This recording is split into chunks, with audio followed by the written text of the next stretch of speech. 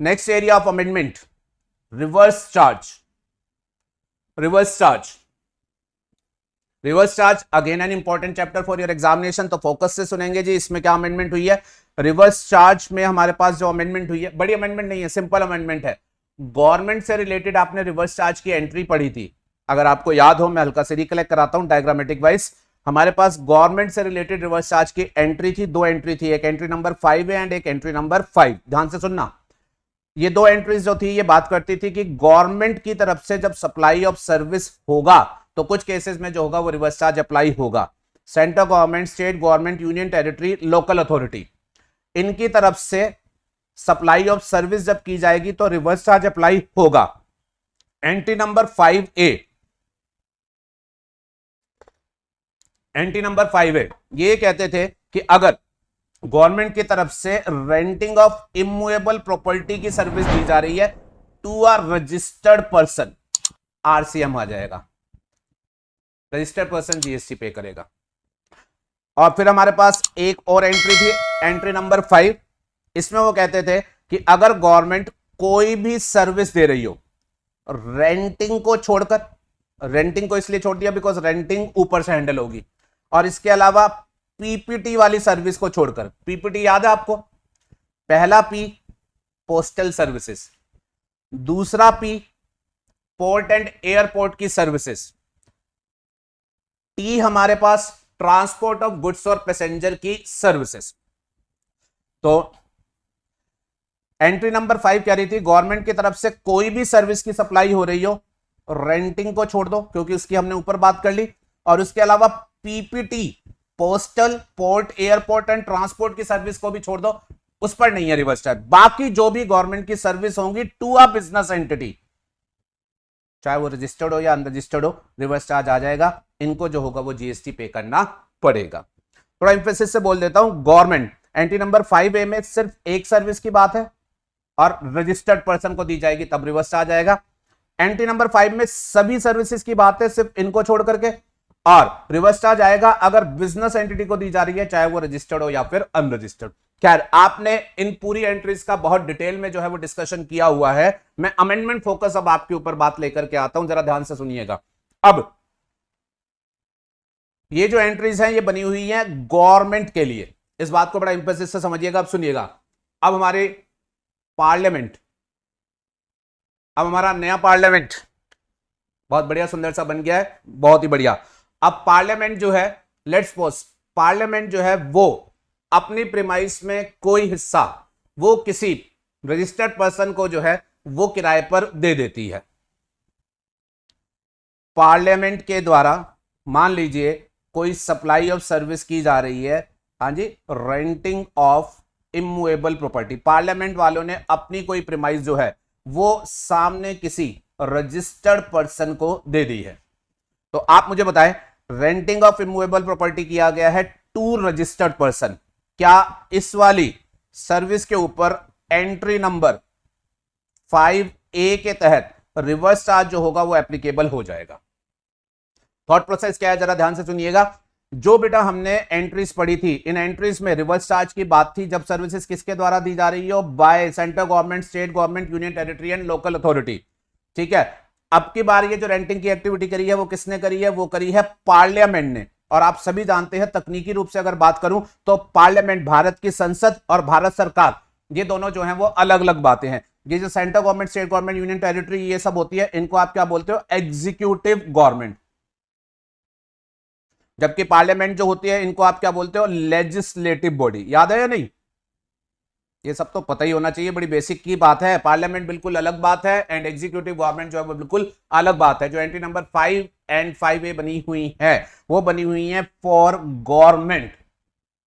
Parliament definitely government नहीं होती है, गवर्नमेंट से अलग चीज होती है, ये एक लेजिस्लेटिव बॉडी होती है सेंट्रल लेवल पर, और ऐसे स्टेट लेवल पर हमारे पास स्टेट लेजिस्लेचर होता है जो कि लेजिस्लेटिव बॉडी होता है।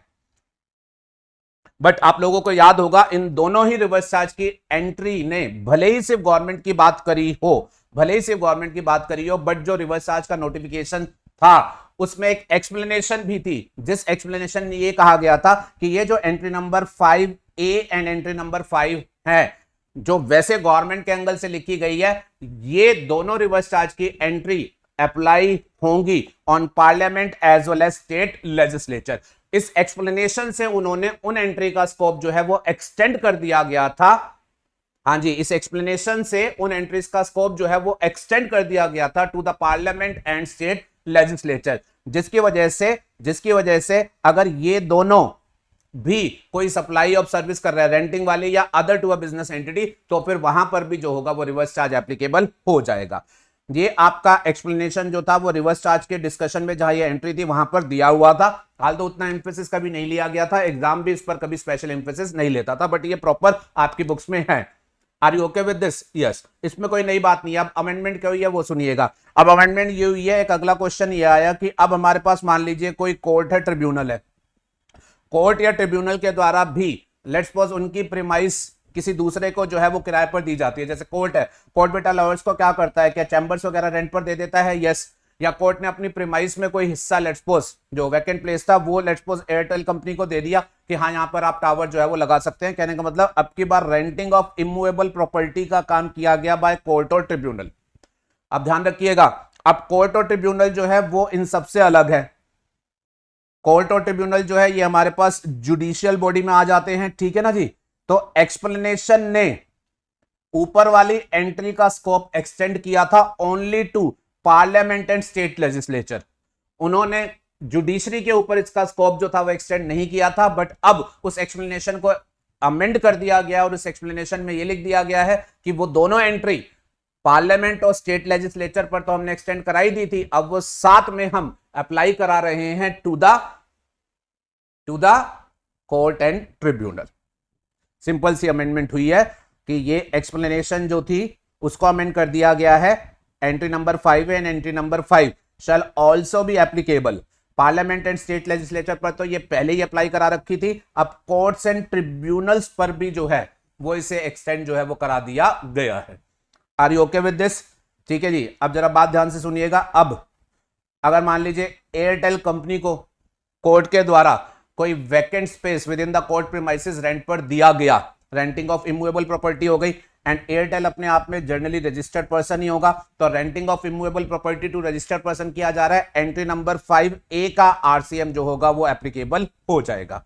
कोर्ट ने एडवोकेट्स इनको जो है वो चैम्बर्स दिए किराए पर, रेंट लिया, तो this is again renting of immovable property. बात को लेकिन जरा ध्यान से सुनिएगा, एडवोकेट जीएसटी में रजिस्टर्ड हो भी सकते हैं और नहीं भी।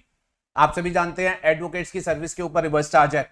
अगर एडवोकेट्स की सभी सर्विसेज रिवर्स चार्ज में जा रही होंगी तो वो अनरजिस्टर्ड होगा, और अगर वो अनरजिस्टर्ड पर्सन होगा तो रेंटिंग अनरजिस्टर्ड पर्सन को अगर की जाती है रिवर्स चार्ज नहीं जाता। बट हाँ, एडवोकेट भी अगर रजिस्टर्ड पर्सन है तो रेंटिंग रजिस्टर्ड पर्सन को बन जाएगी, फिर उस रेंटिंग के ऊपर जो होगा वो reverse charge entry number 5A वाला जो होगा वो एप्लीकेबल हो जाएगा।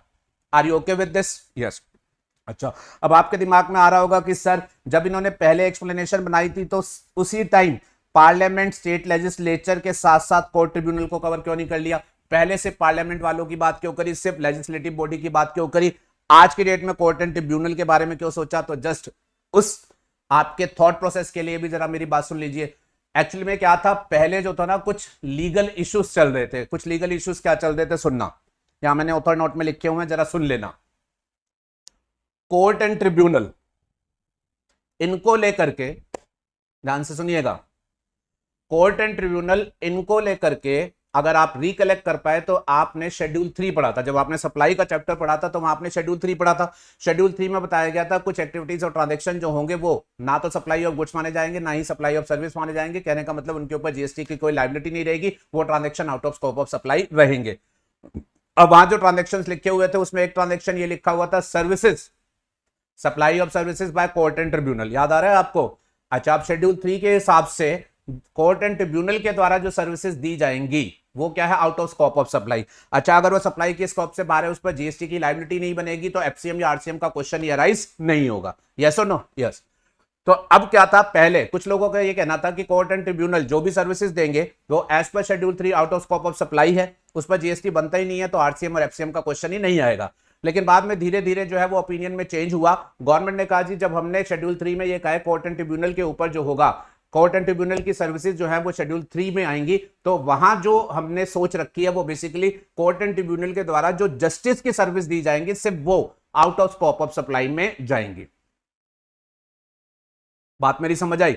लोग ये कह रहे थे कोर्ट एंड ट्रिब्यूनल की सर्विसेज शेड्यूल 3 में है, सब कुछ बाहर हो जाएगा, बट गवर्नमेंट ने बोला ऐसी इंटरप्रिटेशन नहीं है, ना ही हमारी ऐसी इंटेंशन है। हमने बेसिकली क्या सोच के रखा है, वो बेसिकली जस्टिस की जो सर्विस देते हैं, इन द सेंस कि जब आदमी केस फाइल करता है, कोर्ट फीस देता है जस्टिस लेने के लिए, तो वो out of scope of supply जाएगा। अगर कोर्ट एंड ट्रिब्यूनल के द्वारा अदर कोई सप्लाई की जाती है, जैसे प्रीमाइस रेंट पर देना वगैरह, तो वो एक कमर्शियल कैपेसिटी में है, वो out of scope of supply नहीं रहेगा, उस पर शेड्यूल 3 जो होगा वो अप्लाई नहीं होगा। तो गवर्नमेंट की तरफ से अब ये इंटरप्रिटेशन जो है बेसिकली जो है वो दी गई है। पहले लोग कह रहे थे सब कुछ आउट ऑफ सप्लाई है, बट गवर्नमेंट की तरफ से ये मैसेज लाउड एंड क्लियर आया है कि सब कुछ नहीं, सिर्फ justice related portion out of scope of supply है, बाकी आउट ऑफ स्कोप नहीं है, उसके ऊपर जीएसटी आएगा। लाइक रेंटिंग का काम किया गया तो जीएसटी आएगा, और जीएसटी आएगा तो फिर एफसीएम और इनका भी क्वेश्चन आएगा। और हमने यहां पर कह दिया एंट्री नंबर 5 एंड 5A जो है वो इनके ऊपर भी वैसे ही अप्लाई होगी जैसे गवर्नमेंट की सर्विसेज पर होती है। I hope this is clear. Author note में मैंने ये बात क्लियरली लिख दी है। इसके साथ रिवर्स चार्ज का एरिया कंप्लीट हो जाता है। बस यही एक अमेंडमेंट है, बट आई एम एक्सपेक्टिंग इसके ऊपर छोटा क्वेश्चन आपके पास पूछा जा सकता है।